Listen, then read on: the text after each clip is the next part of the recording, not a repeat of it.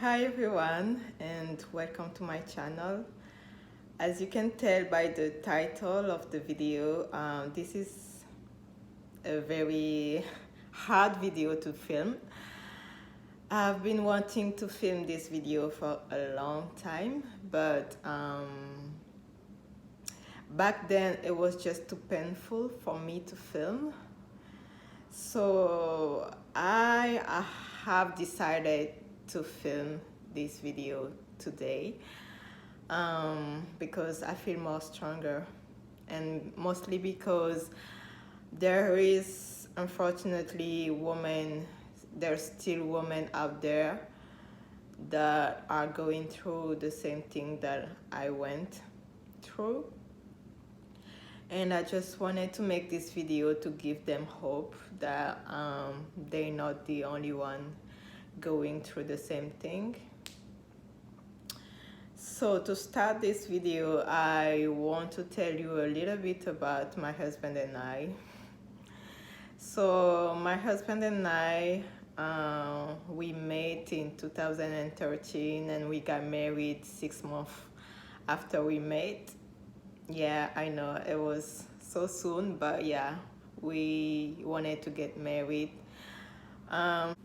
And we knew that that's something that we were obviously gonna do sooner or later. So we just decided to get married. So we got married in November 15 of 2013. It was just a small wedding. Nothing too fancy. And then in January of 2014, we've discovered that we were expecting a baby. At first it was a shock for me, and it was a bit deceiving because we just planned to do so many things before we start having kids.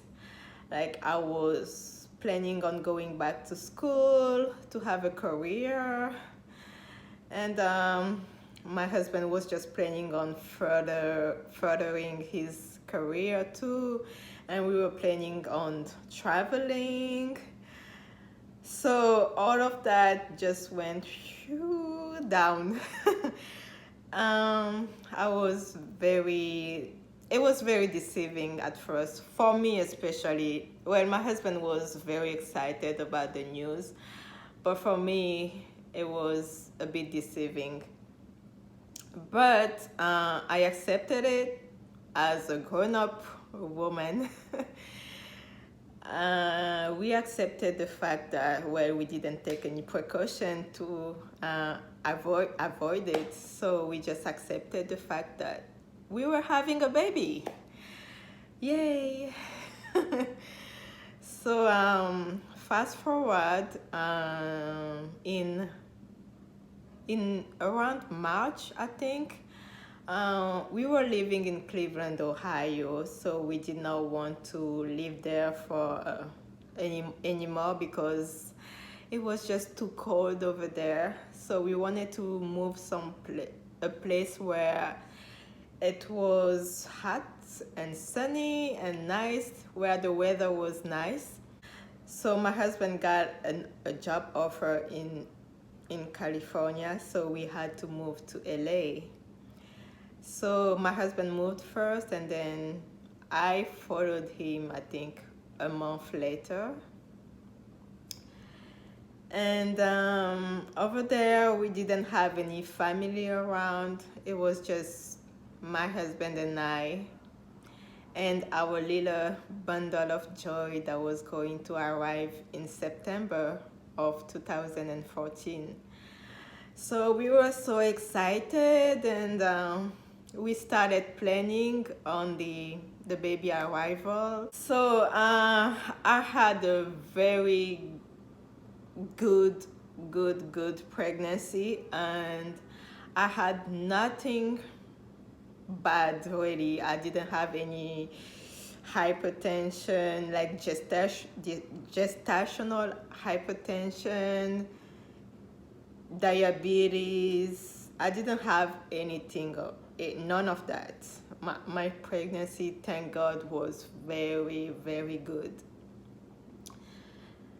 And around the 25th week, my doctor had a concern about me because I was measuring very small. I will try to see if I can insert some picture of when I was pregnant. But I had such a small, cute belly.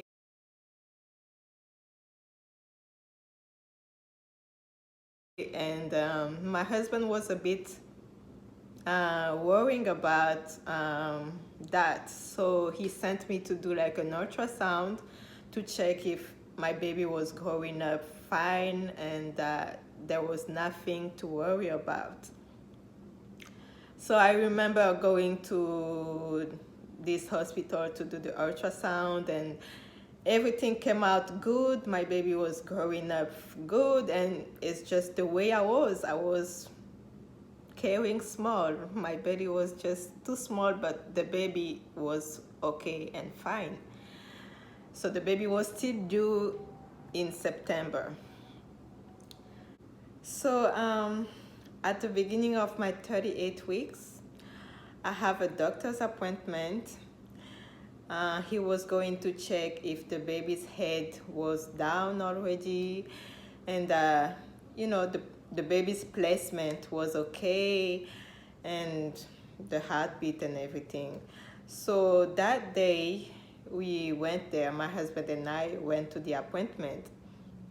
I think for him it was like the third or fourth time of him being with me at the doctor's appointment, because the other time I was only going by myself because he was working. So that day we went together, and we had the chance to listen to our baby's heartbeat, and the heartbeat was okay. The doctor told us that everything was okay. And he also told us that the baby's head was down already. So the baby was gonna be there anytime soon. It was just so exciting, you know. And yeah, we started, I started doing my diaper bag. I already prepared my diaper bag because I was, in my 9th month, and I was like, the baby's gonna be here anytime soon. Our family were so excited to meet the baby, and yeah, everything was good. I really had a great experience during my pregnancy, and thank God. So on the doctor's appointment was on a Wednesday, and on Friday, August 29, that day I woke up in the morning and I was in very crucial pain. I did not understand why. My legs were hurting so, my legs were starting to hurt, and I thought that was normal because I was getting close to my due date. So I was very tired, and my legs will hurt sometime. And I just thought, well, this is normal, and I think I've talked about it with my doctor, and he kind of told me that it was normal, that I was getting there, so there was nothing to worry about. But that special day, on the Friday, I woke up and my legs were so painful, and I was in so much pain, and I got up from the bed, and I went around, I tried to walk around the bedroom and around the house. Like, I went to the kitchen, I served myself something to drink, I think. And it was a bit okay by then, it was not hurting too much. And then, I woke up, it was about 8, and then around 9:30 ish, I felt like, I was like, my baby hasn't moved today, she was a early bird. I used to call her like that because she used to kick a lot before at bedtime, and early in the morning. So that morning, I didn't feel any kicking. So I was like around 9:30, and that's when, it came to my mind. And I was like, she hasn't moved today. Then I was like, I started worrying, but I was like, I think she's just sleeping. And I was like, let me serve myself like a glass of orange juice so maybe she can wake up, because they usually say like when you feel like the baby is not moving, drink something sweet, something cold, and it will wake the baby up. So I tried to serve myself a glass of orange juice. I drank it and nothing happened. Then I was like, this is strange. So I texted my husband and told him, hey, I haven't felt, LEILANI moving today. And then that was like around 10. And then he was like, you're worrying too much, let the baby, she's sleeping and all that. She will obviously kick later or whatever. And I was like, whatever, I just thought, oh, maybe that's true. I'm worrying too much, because I worry too much. That's for true. Like, I worry about anything and everything.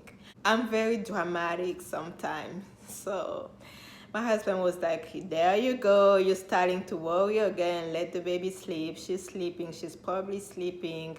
Let her sleep. She will obviously wake up and start kicking. So I was like, okay.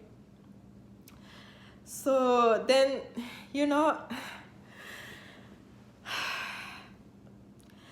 it was my first pregnancy and I didn't really know what to expect. I tried my best to read some pregnancy books and all that, but I didn't really know what to expect. So that day I just kept, I went outside. I tried to walk around my neighborhood, so maybe she could wake up. And I went back home and still nothing. And then that night, my husband got home that evening, and he was just, I was so worried, and he was just trying to make me laugh and was telling me that everything is okay, you're worrying too much, try to breathe, try to read something, try to drink something, And then at night, he was trying to, touch my belly, and he was like, I think she's fine. Oh, she just kicked. And I was like, no, she didn't kick. He was like, I felt it. I just felt her kicks. And, but that night, I couldn't close my eyes. I couldn't sleep because I knew that my baby was not okay. And I don't know, but for some reason I started crying for no reason. And as soon as the morning was there, I've waited so long, but again, I just, now that I'm thinking about it, I just feel like it was meant to be, because I don't know, I didn't do anything. I didn't take any action until the next morning. I know I blame myself a lot for that. And as soon as the morning got there, I was like, I woke my husband up and I told him that we need to go to the hospital right now. Like right now, we need to go to the hospital because I was really feeling like my baby was not okay. Then my husband was like, okay, let's go. So before we go, I called the doctor and told him what was going on. And my doctor was like, go to the emergency, like right now, go to the emergency. And that just, when he said that, I started crying already because I was like, damn, like I should have gone to the hospital earlier. So I was like, but at the same time, I was hoping that really my baby is fine and everything is fine. And I told my husband, let's take the diaper back. So maybe I will give birth today. You never know. Let's take the diaper back. And then my husband was like, let the diaper back. If you have to give birth today, I will come back home and take the diaper bag. Don't worry about it. Let's just go to the emergency. So we went to the emergency. We got there and they put us in a small room, with an ultrasound machine and all that. So a nurse came in and she told me that she was gonna do an ultrasound to check if everything was okay. So she started checking, going through my belly with the monitor to check for the heartbeat. And she kept, checking and going back and forth and nothing. So at the screen, I could see my baby, but she was just there, not kicking, nothing. So I was looking at the nurse and I was like, is everything okay? She was like, yeah, I'm just trying to find the heartbeat. Sometimes it's hard to find the heartbeat, or sometimes the baby is in a position where you cannot really listen to the heartbeat. But she told me like, don't worry, I'm trying to find the heartbeat. So I was like, okay. And then one time she stopped. She stand up and said, I will be back. She left the room. Then we just looked at each other, my husband and I, and we were like, what's going on?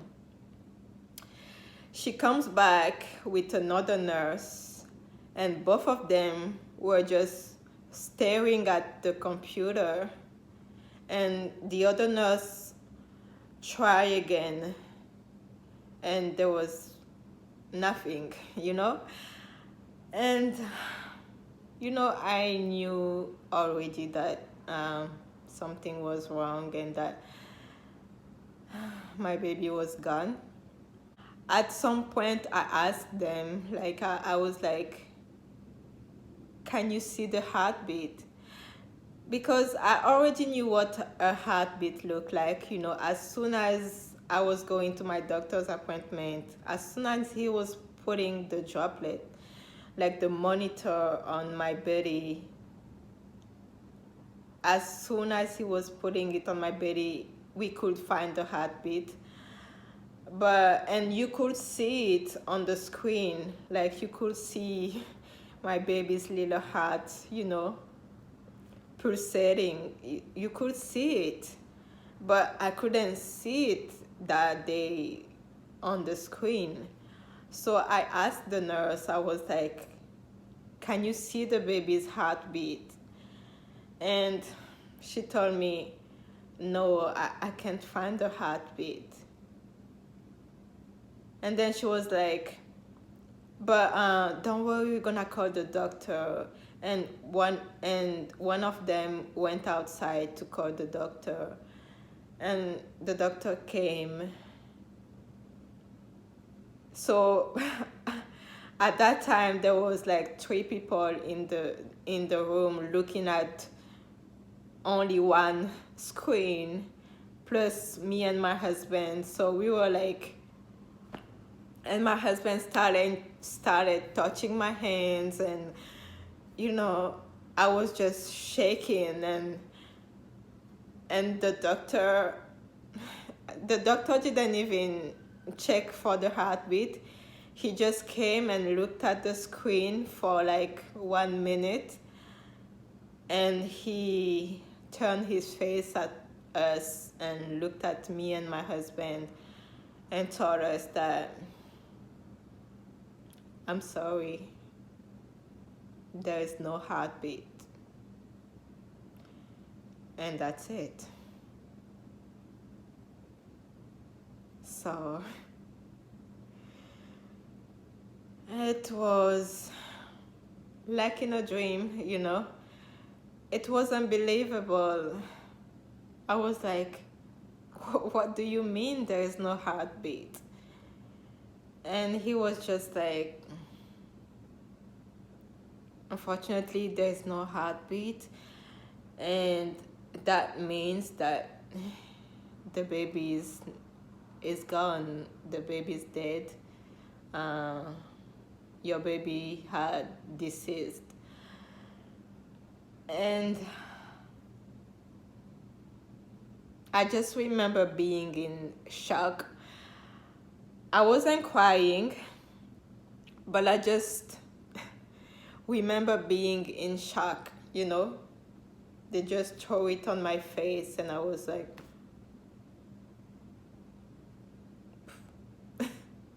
what?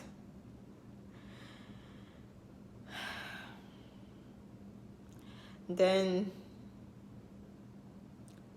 the doctor left, because he's not the same doctor that I was seeing. That was just another doctor they had to call so he can come and check. My doctor was not there yet. He had not arrived yet to the hospital.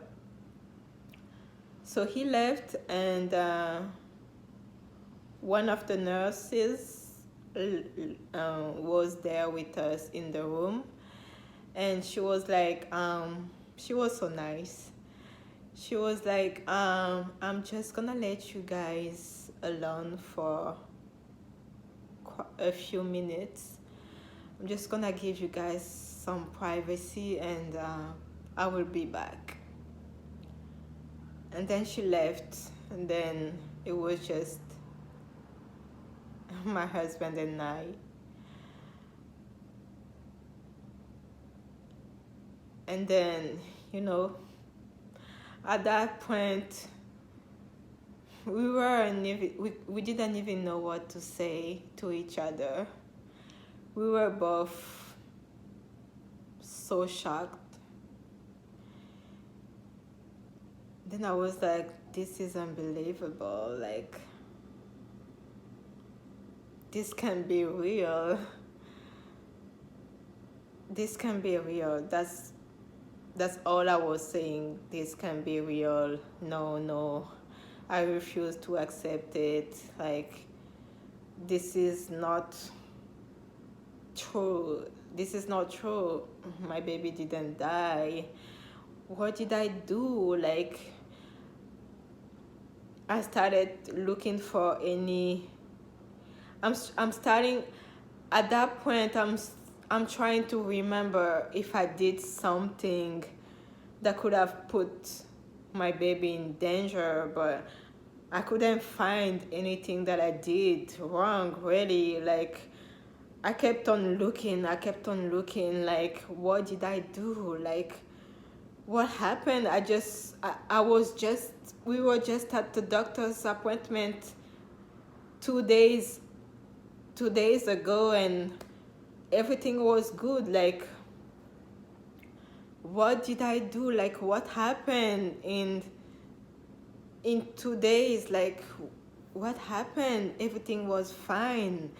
Like, I was like, I cannot believe this. This is unreal, you know? And finally, the nurse came back, and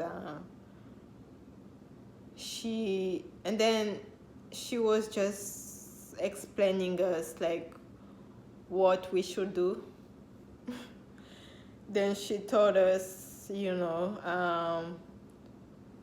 we're gonna have, no, she told us that, we're gonna have to move you guys in another room, like, to deliver the baby. And that she told us that something like, oh, the doctor is on the way. We called the doctor and he's on the way, but we're gonna have to move you guys in the delivery room and all that. So I was like, the delivery room, oh my God. So I was about to deliver my dead baby, and oh my gosh, because where we found out that our baby was no longer alive was on the first floor. They had to move us on the third or fourth floor, something like that. So we had to go to the elevator and go to the fourth floor with my big belly, and I felt like people kept on staring at me when we went outside. Oh my gosh, the hallway through the delivery room was so long, and there were baby pictures on the wall. So I kept on staring at those pictures, I remember. And I walked through the hallway to get to the room where I had to deliver the baby. It felt so long. It felt so long, like in dreams. I just felt like I kept on staring at the pictures of the babies on the wall. And people kept on looking at me with a smile. But they didn't know that I was carrying a dead baby inside me. They kept on saying hi to me with a big smile.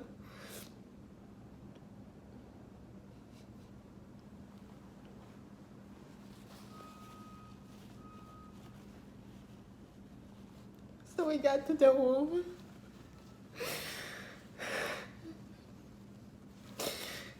There was the bed where I was gonna have the baby, and the little crib where they put the baby after they born. It was a regular delivery room. So I got there, and there I saw people coming in the room. One of the nurses trying to find my veins so that she can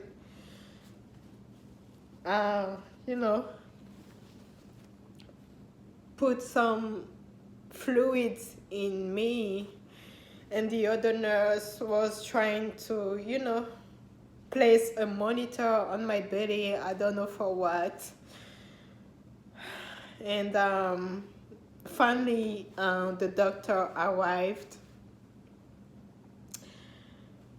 and he was just telling us that how he was sorry about what was happening to us. And so he told us that I had to deliver the baby, and I had to be induced in labor.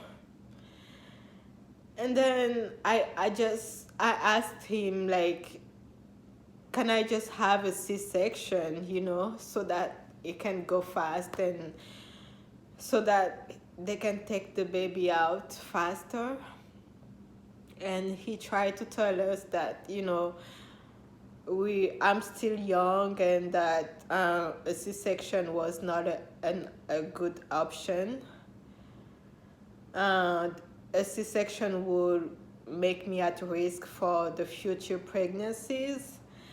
So he told us that the best way was just to induce me in labor and have my baby naturally.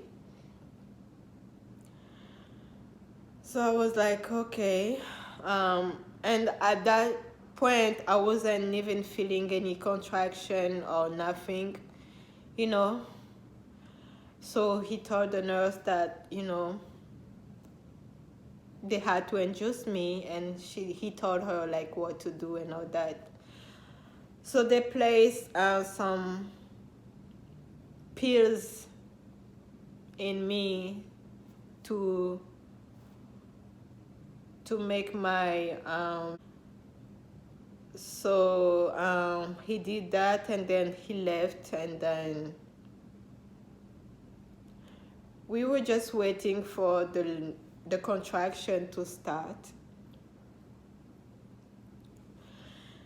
So my husband thought that he should go back home, and he should call the family and then go back home to take some clothes, because I was gonna need some changing clothes. I stayed with one of the nurses, and the nurses were just so good, so great with me. They took their time, they talked to me, like they just kept on telling me that it is not your fault, don't feel bad, don't blame yourself, that it is not your fault, these things happens to many women. But at that point, I just felt so bad, and I kept on blaming myself. I kept on telling myself, why didn't I go to the hospital right away? Why did I wait? And I kept on trying to look for any reason, like what I did really, but I couldn't find any reason. And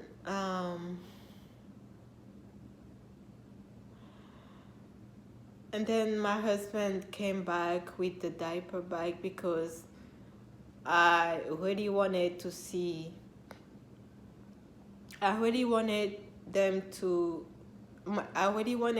my baby to wear the clothes that I prepared for the day she was gonna be born. The day went by so slow, and we spent the night there.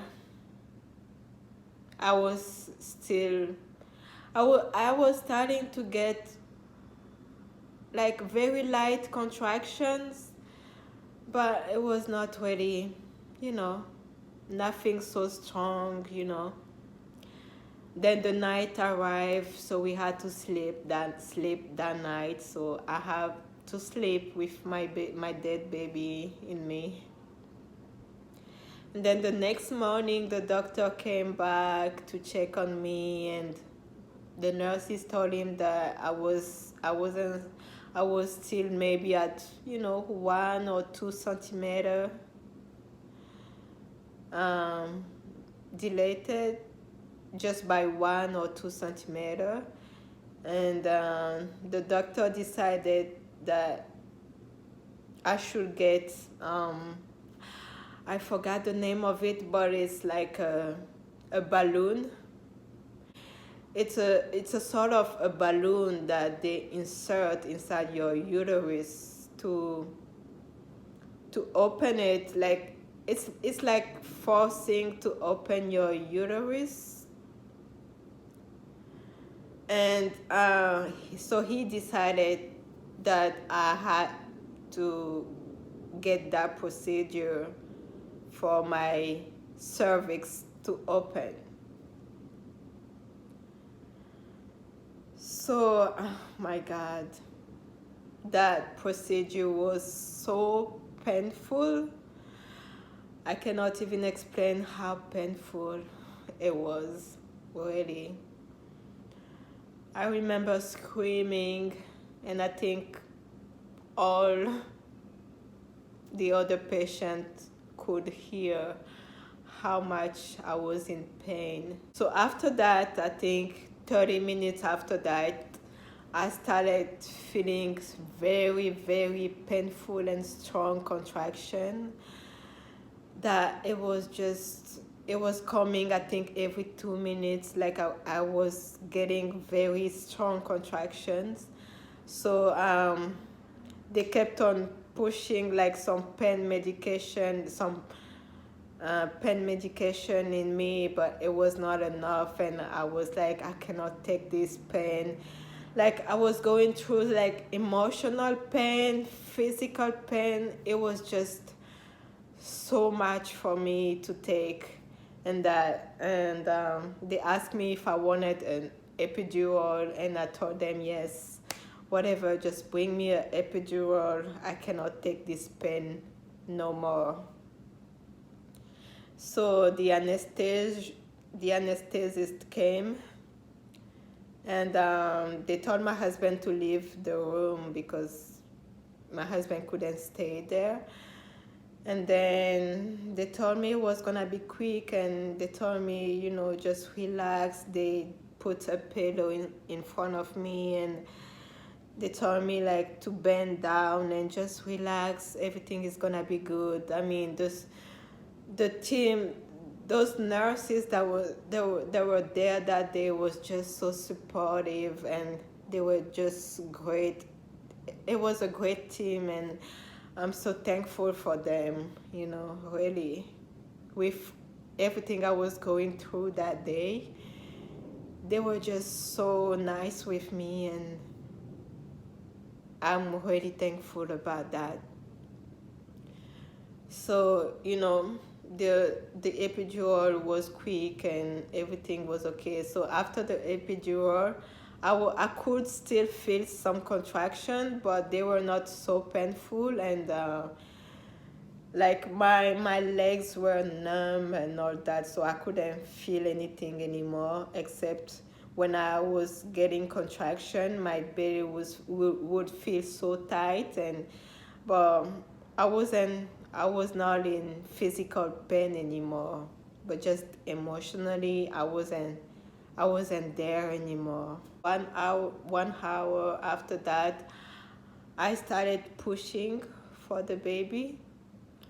So the doctor kind of warned us that he kind of told us something that scared me and my husband. I think he kind of told us that usually when the baby dies inside the belly, the baby comes with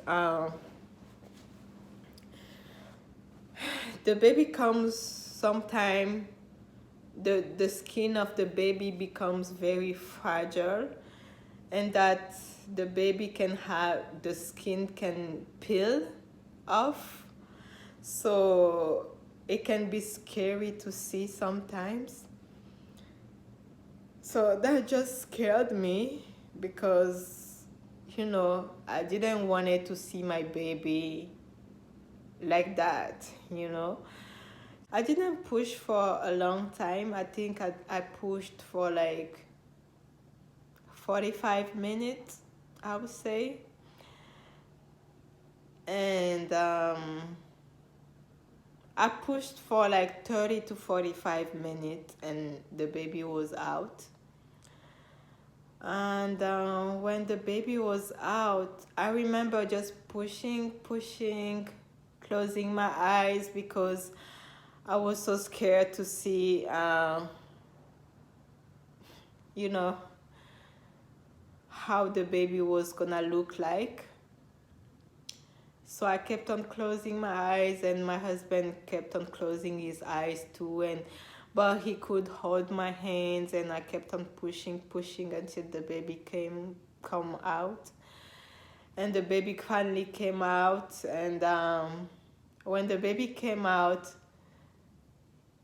I mean, the nurses were talking like push, breathe and push, and when the baby came out, everybody was quiet.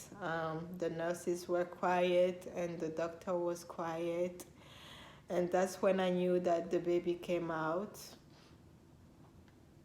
And then they called another nurse to come inside the room to take the baby away because we decided at that moment that we did not want to look at the baby. And then after that, I did deliver my placenta. And the doctor did tell us, like, if there is any physical sign that might have killed the baby when she comes out, they will see. If, for example, she had a cord, the umbilical cord around her neck or something, a knot with the umbilical cord, they could see it when the baby comes out. But when the baby came out, she came out fine. She didn't have any umbilical cord around her neck, and she didn't have any knots, nothing. So physically, she came out fine.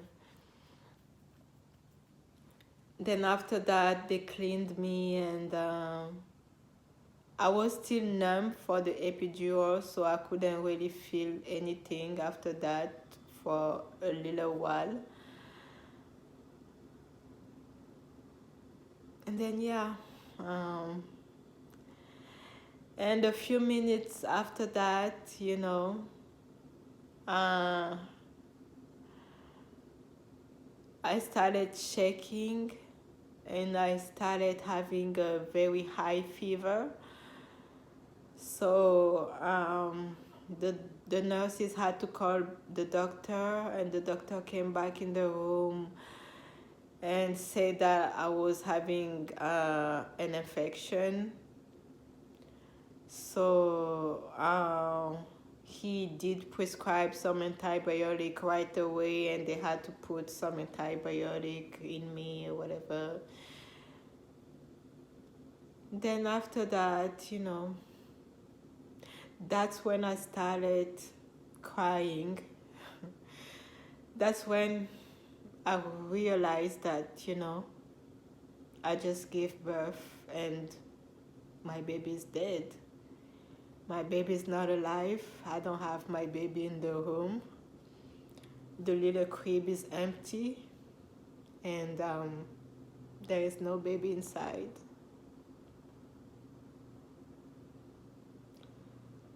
So I just kept on telling my husband that everything that we've been through with, every contractions that I felt, and everything was for nothing, Then my husband was just trying to tell me, no, don't think about it and all that. We will be fine. We will have other kids. We will have another child. Then I was like, no, I want my baby. I want her. Why is this happening to us? You know. Like before I gave birth, I kept on praying to God. I kept on telling God, God, please, if you can just do a miracle right now, when she comes out, if she can cry. I kept on begging God. I kept on telling God, please, God, please. I know you can resuscitate the dead. You did it. And you're still doing it. Why don't you do it with my baby? You know? But when she came out, she didn't cry. And yeah, my baby was dead. So the doctor, you know, trying to tell us that we could see the baby if we wanted to, anytime while we were still at the hospital. So I had to stay at the hospital for 2 more days because after that, after a few minutes after I gave birth, I had an infection and I had high fever, so they had to keep me to the hospital for like 2 more days. But the same day that I gave birth, I don't know, but my husband just told me, you know what, I want to see the baby. And then he was like, you don't have to see, but I have to see. And then I was like, no, I want to see too. If you see, I want to see too, you know. And then there was this lady that came, I think she was like a counselor. She came and advised us that it was a good idea to see the baby because, you know, it helps with the grieving process, and that many women that choose not to see the baby were regretting it afterward. So she was like, you should see your baby. Then after that we decided, you know what, we're going to see the baby. It's our baby, and no matter how she looks, you know, we're going to see her. So they brought the baby in the room, and they put the baby, like, they were, I think, afraid to bring the baby closer to me. So they just brought her and left her in the little crib. And then they said, you know, anytime you can tell us and we will bring the baby close to you. So I couldn't get up.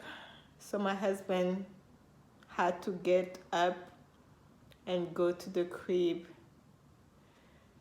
to see the baby. And as soon as he saw the baby, he was like, oh my gosh, she looks just like me. And then when he said that, I was like, bring her over, I want to see, you know. And then my husband was so happy to see the baby, and I could see the joy on his face. And he was like, Corey, she just looks like me. She looks like me. And I was like, bring her over. And when he brought her over, she was so perfect. She looks so peaceful. She just looked like a baby that is sleeping, you know. She looks like she was just sleeping. her eyes were closed and her little mouth was a bit open, but that's okay. She was still looking perfect. She was so beautiful, very like so beautiful. She looked a lot like my husband. I mean, she looked just like her dad. I carry 9 months and baby comes out looking just like her dad. That was funny because other nurses kept on telling me, oh my gosh, your baby looks like just like her dad. Oh my gosh. They left us with the baby and they gave us our little privacy. So we stayed with the baby and I removed her cup and I just touched her little face. I looked at if she had hair. She had a lot of hair.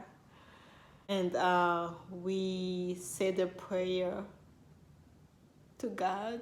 And we said thank you to God for giving us that child.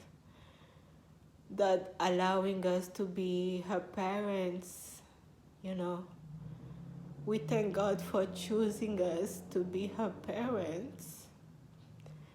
And we thank God for the 9 months of happiness that we had with her.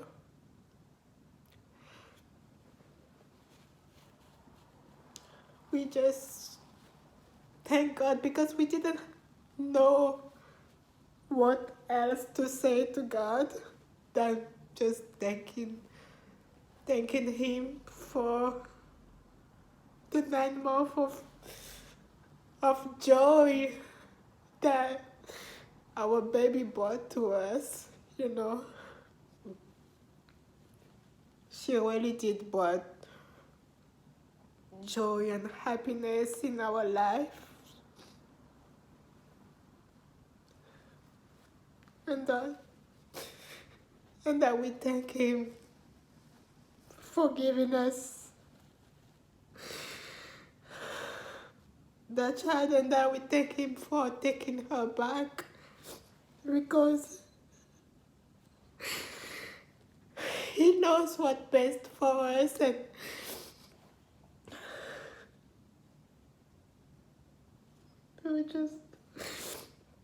we just thank Him for everything, really. And then we stayed for about 2 hours with the baby, or maybe a little less than that. And they came and we called the nurses to come and take her because we did not want to see her, you know, metamorphosing. Like, you know, they told us when she stays for sometimes outside the cold, she might start bleeding from her nose and her mouth, so we did not want that. So we called the nurses to come and take her. So they came and take the baby away. And that night we stayed, and you know, they gave me some food. I was able to eat a little bit, and then I was able to sleep a little bit. And then in the middle of the night, I mean, the team was great, and they tried to put us like away from the other pregnant women, but we could still hear when the baby was being born, we could still hear, you know, other women having the baby and other women screaming and the baby coming out crying, and in our room it was silent. There was no baby noise, no crying. And in the middle of the night I heard another baby in another room crying, and I woke up and it just hurt so bad. And I started crying, and my husband woke up and rushed at me and was like, it's okay, we will get through it, it's okay, stop crying. And I was like, you know, no baby, our baby is not crying, our room is so silent. Why? What did I do to God? Like, what have we done? We didn't do anything wrong. Why is this happening to us?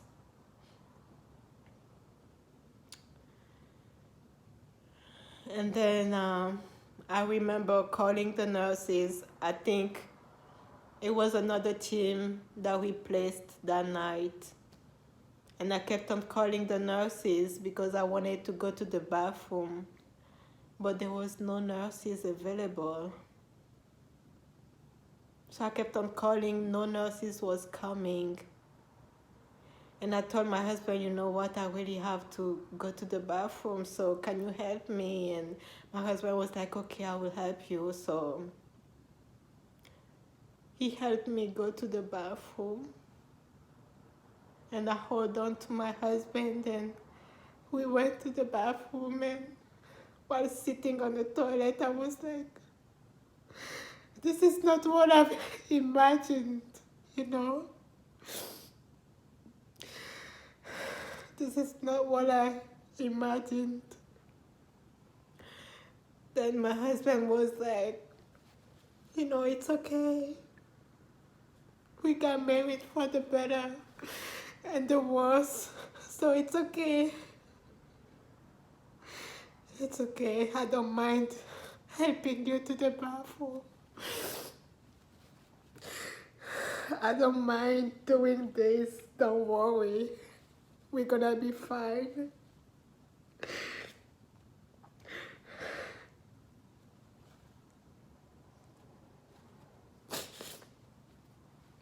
So,